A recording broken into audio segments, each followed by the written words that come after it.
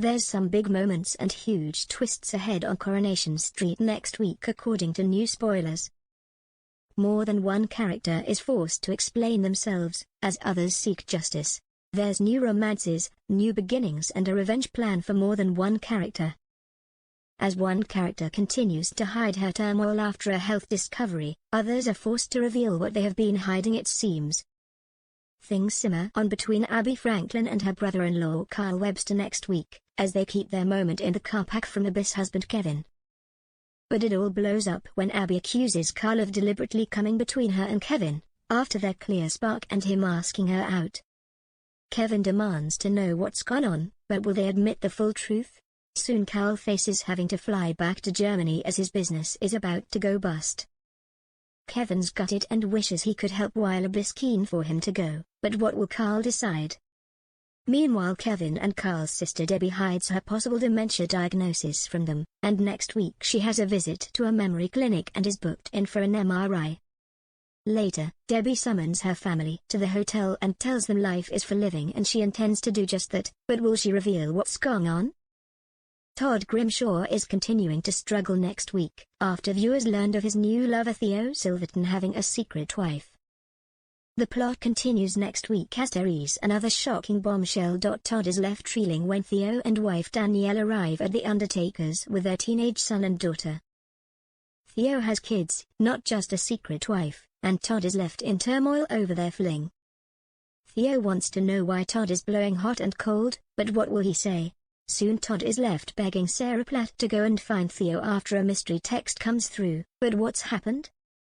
Sarah, meanwhile, is impressed by Detective Kit Green when he intervenes when she's mugged, and soon they're spending the day together.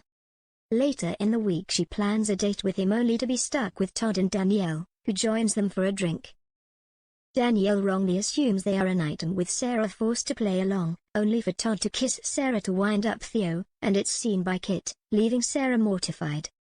Elsewhere, and we could finally see the downfall of Dylan Wilson's tormentor Brody next week, following the reports he's the secret son of newcomers Mick and Lou. It's claimed Kit will end up being revealed as his dad, but for now Brody is still caught up in drama with Dylan and his dad Sean. Brody manages to call Sean from the STC and demands he does a job for him. Sean asks pal Glenda for money, leaving her concerned, unaware Brody is wanting the money by the end of the day, and it seems it pushes Sean to commit an unforgivable act. Things reach a dramatic point as Sean enlists STC tutor Daniel Osborne's help in retrieving some specific evidence that could expose Brody for once and for all. So is his downfall sealed? Elsewhere, Tyrone Dobbs gets some news from his ex Selena Pop, after his son Doran's unexpected return to the street. Carla Connor pushes ahead with her plan to sell the Rovers, with Jenny Connor and Daisy Midgley still failing to repay what they stole from her. Jenny secretly plots to buy it alone behind Daisy's back, and when Daisy makes jibes at Carla for selling the place, Carla gives Jenny some advice. She tells Jenny to go it alone without Daisy, only to be heard by Christina, leading to a revenge mission from mother and daughter against Jenny.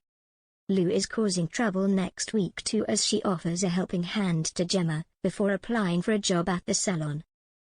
But things take an awkward turn when she clashes with Maria and she gets fired. Soon Lou confides in Gemma that she has a son and she's worried sick about him, and Audrey has a change of heart.